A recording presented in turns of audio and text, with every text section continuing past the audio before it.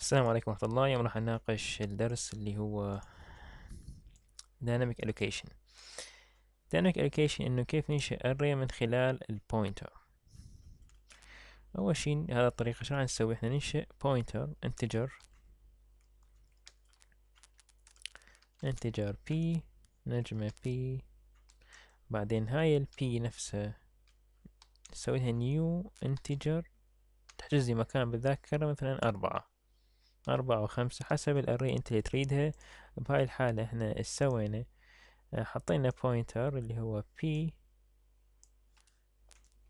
حط p. ال p راح يسوي يأشر لي على مكان بالذاكرة يحتوي على 4 عناصر فارغة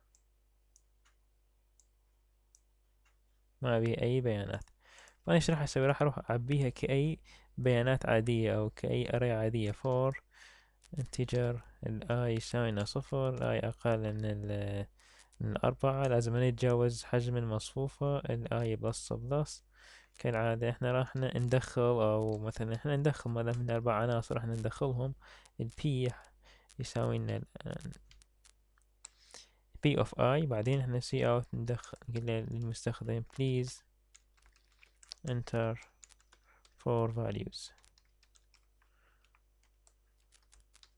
enter. بهاي الحالة ايش راح نسوي؟ احنا راح نطبعهم cout output of dynamic array. dynamic array هي يعني شنو يعني؟ array هي مثلا dynamic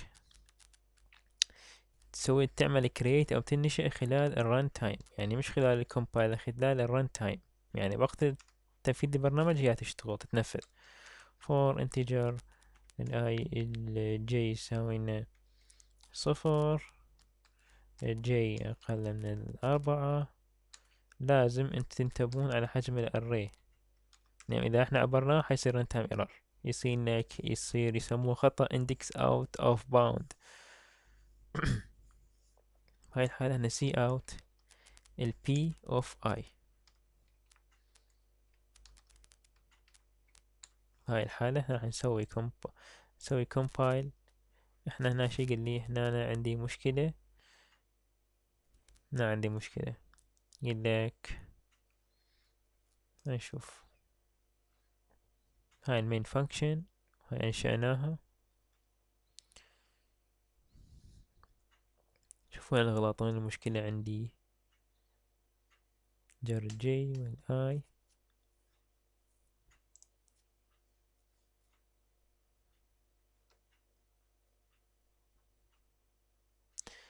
يقول لك الاي change of ISO. ليش الاي؟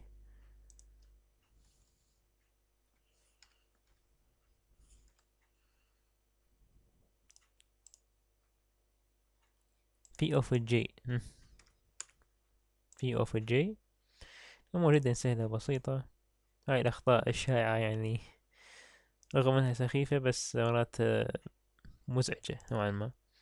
ندخل 4 value، طلعت لي هاي الأوتبوت أنا دخلتها نفسها. تمام. احنا في هاي الحالة احنا بس يعني انشأنا array حركية من خلال البوينتر، بوينتر واحد او اكثر انت حسب الاري اللي تريدها انت. احنا سوينا بوينتر واحد ب4 عناصر، انت مثلا واجب عندك سوي مثلا 5 عناصر 6 عناصر، وانت 10 عناصر 100 عنصر، انت عبيها من خلال الفور لوب. حط معادلة بسيطة وانت عبي فيها مثل ما اخذنا بالدروس السابقة، تتعامل كأري عادية بس اللهم تنشئ خلال الرن تايم. ان شاء الله يكون درس سهل، يعطيكم العافية، مع السلامة.